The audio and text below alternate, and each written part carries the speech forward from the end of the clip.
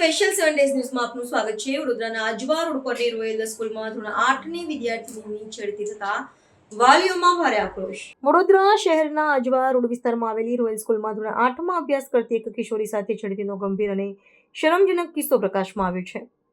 વિદ્યાના ધામ ગણાતી શાળામાં જ આવી ઘટના બનતા સ્થાનિક વાલીઓમાં ભારે રોષ અને ચિંતાની લાગણી જન્મી છે।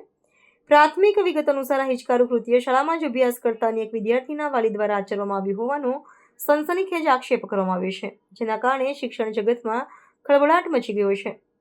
ઘટનાની વિગતો મુજબ ભોગ બનનાર વિદ્યાર્થીનો છેલ્લા એક સપ્તાહથી એક શખ્સ સતત પીછો કરી રહ્યો હતો।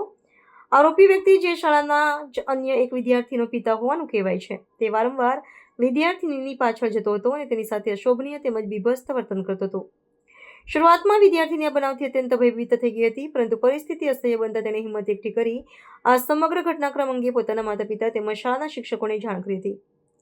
વિદ્યાર્થીની દ્વારા કરવામાં આવેલી ફરિયાદને પગલે શાળા શિક્ષક સંચાલકો પણ ચોંકી ઉઠ્યા હતા। બનાવની ગંભીરતાને ધ્યાનમાં લઈ શાળા પ્રશાસને તાત્કાલિક ધોરણે ઉચ્ચ સ્તરીય તપાસના આદેશો આપ્યા છે। આ ઘટનાને પગલે વિદ્યાર્થીનીઓની સલામતીનો મુદ્દો ફરી એકવાર ચર્ચાના કેન્દ્રમાં આવ્યો છે અને રોષે ભરાયેલા વાલીઓએ આરોપી સામે કડક કાનૂની કાર્યવાહી કરવાની માંગણી કરી છે।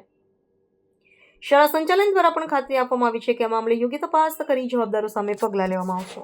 10 साल की लड़की है, उसके पीछा कर रहा है 15 दिन से, और कल उसको पर्ची में लिख के नंबर डाल रहा है, उसको छेड़ने की कोशिश कर रहा है। इसका बच्चे की छुट्टी जल्दी होती है, फिर भी वो लड़की को देखने के लिए खड़ा रहता है। जब तक लड़की सोसाइटी में नहीं घुसी उसका पीछा करता है। 10 साल की लड़की का पीछा करता है। क्या बोलते हैं स्कूल वाले, क्या बोलते हैं? स्कूल को आज संज्ञान दिया स्कूल को, तो स्कूल वालों ने अभी कार्रवाई की है।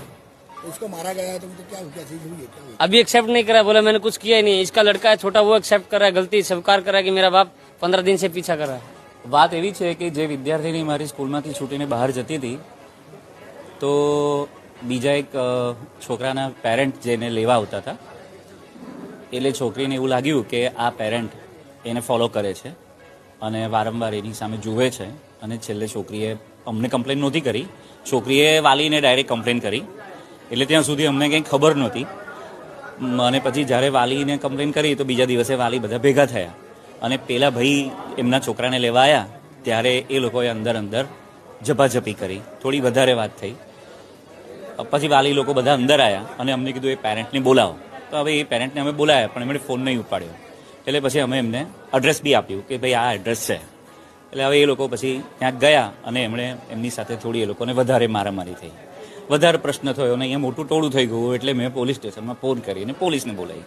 ઘટના શાળાની અંદર બનેલી નથી, વિદ્યાર્થીની શાળાની છે, વિદ્યાર્થીની શાળાની, વાલીની શાળાનો છે।